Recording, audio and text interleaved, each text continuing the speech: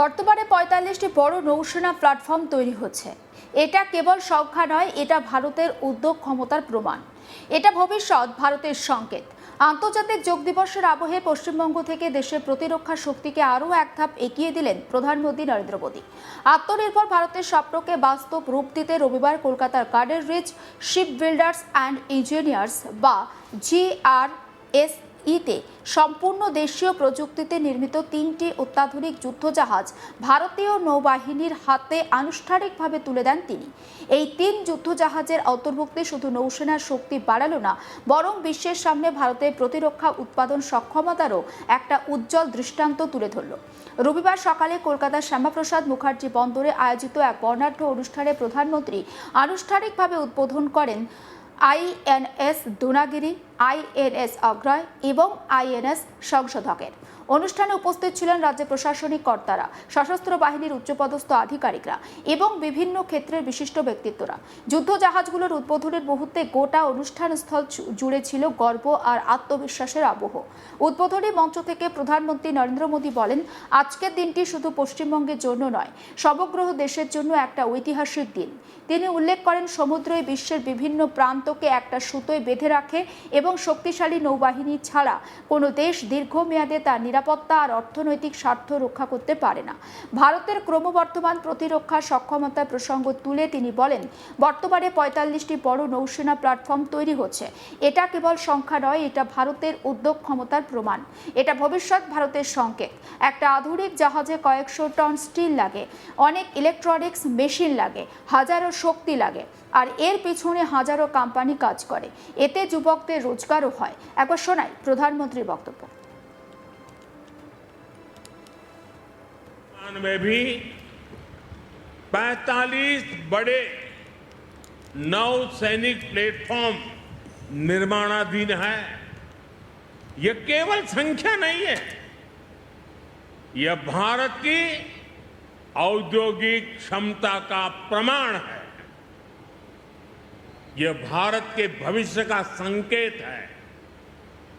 साथियों, आने वाले वर्षों में भारत का मैरीटाइम सेक्टर लाखों नए रोजगार तैयार करने की क्षमता रखता है।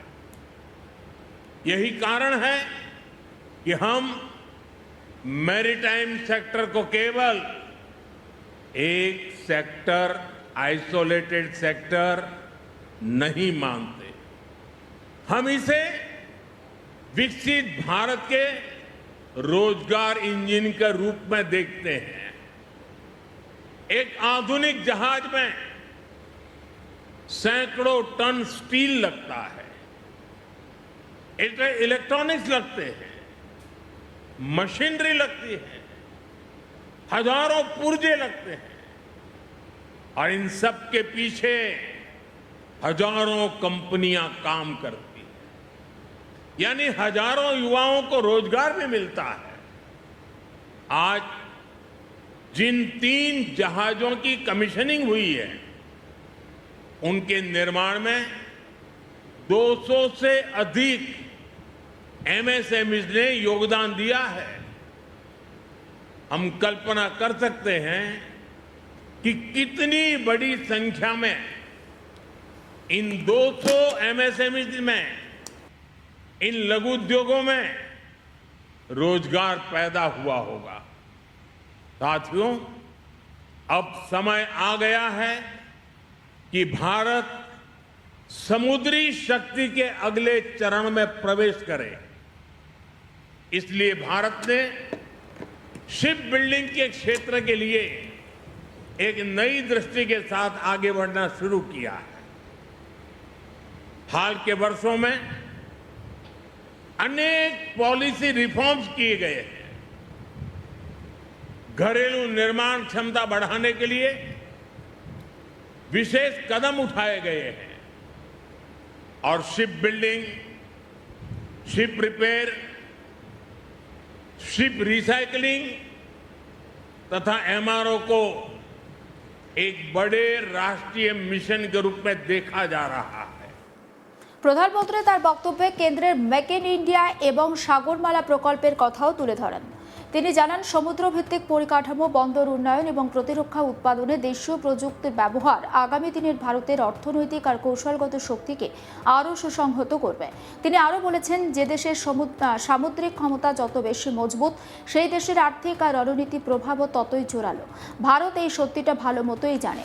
ভারত নিজেকে তাই এখন থেকে তৈরি করছে। একটা সময় ভারত প্রচুর অস্ত্র আমদানি করত, কিন্তু আজ আমরা আত্মনির্ভরতার পথে হাঁটছি। দেশ যেদিন নির্মাতা হবে, সেদিনই দুনিয়ার ভাগ্য নির্ণায়ক হবে। এই প্রসঙ্গে আপনাদেরকে শোনাই প্রধানমন্ত্রীর বক্তব্য। इस देश का समुद्री सामर्थ्य मजबूत होगा, उसका आर्थिक और रणनीतिक प्रभाव भी उतना ही मजबूत होगा। और भारत इस वास्तविकता को अच्छी तरह से समझता है। भारत इसके लिए स्वयं को तैयार कर रहा है और आज का ये दिन इस बात का साक्षी है कि हमारी क्षमता क्या है, हमारा कौशल क्या है। साथियों, कुछ वर्ष पहले जब हमने आईएनएस विक्रांत को राष्ट्र को समर्पित किया गया था, तब भारत ने अपने समुद्री सामर्थ्य के नए अध्याय का उद्घोष किया था। विश्व भर के सामने हमारे सामर्थ्य का वो उद्घोष था।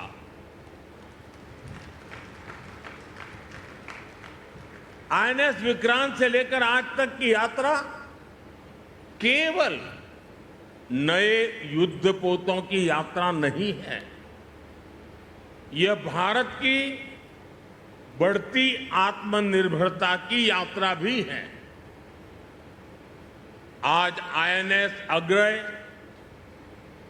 आईएनएस दुनागिरी और आईएनएस संशोधक उसी यात्रा को नई गति दे रहे हैं। ये तीनों पोत भारत के 3 महत्वपूर्ण संकल्पों के भी प्रतीक हैं।